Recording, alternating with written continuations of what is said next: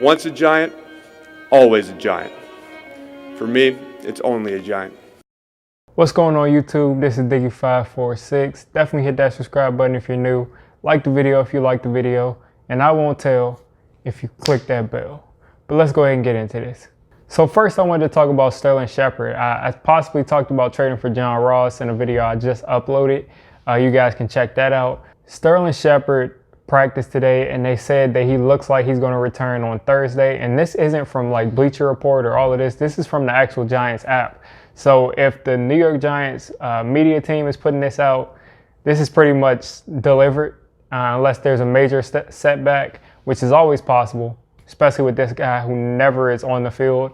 But it looks like Sterling Shepard is going to be coming back, and that is going to be a huge boost for our offense because we really have only had one wide receiver that looks like he can beat single coverage. Other than that, it's been a complete just storm of everybody just not cutting it. Golden Tate looks like he's regressed. And then this offense that Garrett runs, it's really hard. They run very simple routes. They run routes that bunch them in with each other. So it's really hard to get open if you're not a talented receiver. So with Sterling Shepard back, I do expect this offense to take a step forward. I just expect that. DanielJones always looks a lot better with Sterling Shepard on the field. That Pittsburgh game week 1, he looked great.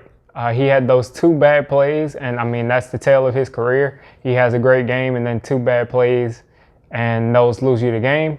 But since Shepard has gone out, he's looked completely lethargic. He's looked like he couldn't do much of anything. So, like I said, it'll be great to see him back out there, and I think the offense will step up. He'll get a couple third downs for us. He'll possibly get open down the field. We're not playing against the most talented team as far as the secondary goes up this Thursday. So that should be interesting to get him back. So I also wanted to talk about Matt Peart.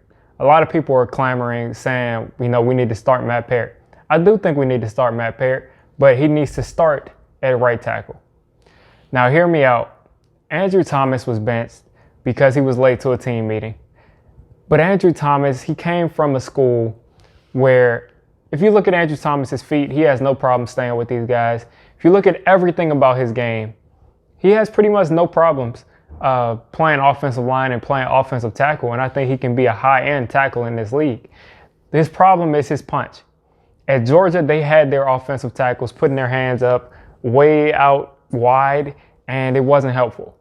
It wasn't helpful for those 2 tackles, and it worked in college because they could just put their hands on guys' shoulders and they wouldn't really be able to do anything because Andrew Thomas is such a strong guy to where, even in the NFL, when he gets his hands inside, I've seen him hit Bud Dupree with one hand and knock him over. So when you see this much power, they don't need to have great technique in college, and they were just trying to win.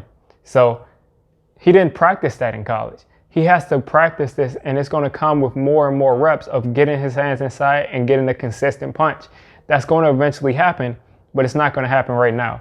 Matt Peart seemed a lot more comfortable with the punch, and yes, he played a little bit better, but you also have to realize this is Matt Peart playing a half of a game. Andrew Thomas in week 1 looked like a world beater. And Jedrick Wills, Jedrick Wills is the tackle that I wanted. This is my guy. I mean, as far as the tackles of this class, I had Jedrick Wills over everyone else, and it was a clear line above everyone else. But Andrew Thomas pretty much shut down Bud Dupree.